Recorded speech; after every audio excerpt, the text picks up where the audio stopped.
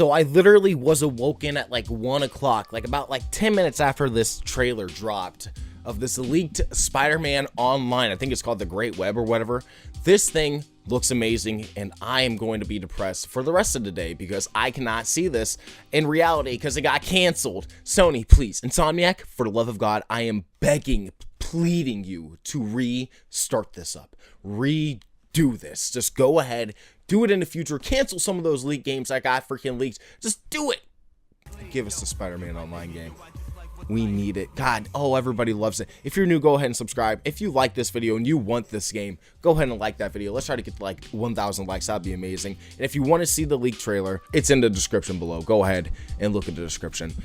Realistically, I cannot believe that they actually canceled this game. Like, it's kind of bonkers, and in many ways, I kind of understand why they didn't want to stress themselves too thin, but it really could have worked in many ways for this universe. And I really wish that this game was made. There's so many things in this trailer, like traveling to different dimensions, seeing different ways that you can actually interact with all these characters, and different worlds too that you can travel to. They also have you playing as Venom! Yeah, you thought I was gonna leave that in 2023. It's 2024, baby. I'm still gonna do it.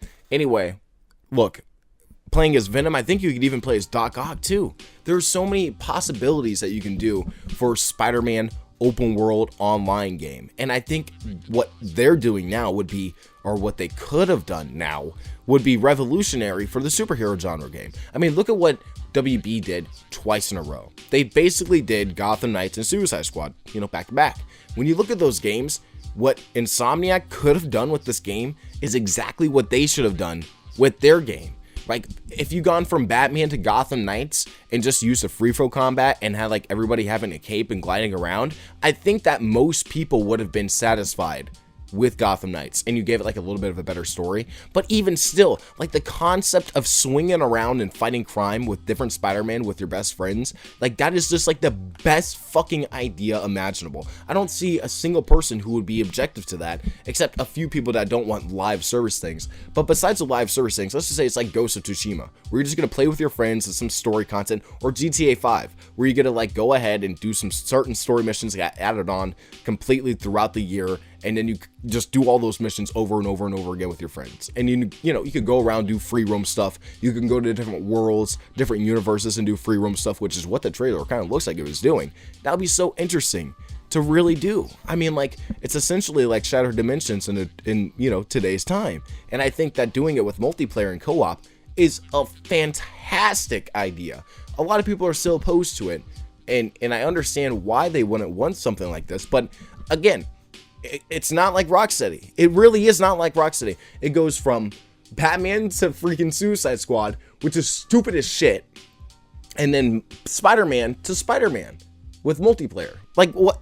You see what I mean? Like, that makes sense. That's actually logical. And using the same gameplay and web swinging mechanics, I mean, like, bro, why wouldn't you? It's so perfect. So overall, this whole game, I really hope somehow catches traction and people like at Sony, the executives, hear this. It seems like potentially, who knows who really canceled it, but it seems like potentially Insomniac did it so they weren't stretched then, and that makes sense. But I also want to see them do this, so I hope that they cancel some games in the future to make room for this, because this would be such a fantastic idea and it would sell like fucking hotcakes. I swear to you, this would be fantastic. Just everything they showed, everything that was, you know, a potential in that game, I really was blown away. I'm like, dude, if this happened in reality, it's like the dream game. It's literally like I woke up at 1 a.m. and I'm like, am I dreaming right now? Just looking at the Spider-Man multiplayer game? Like, oh, that I can't have. Oh, it's a nightmare. So, you know what I mean? It's like, damn, we really want this. And I hope that people at Sony and Insomniac hear that.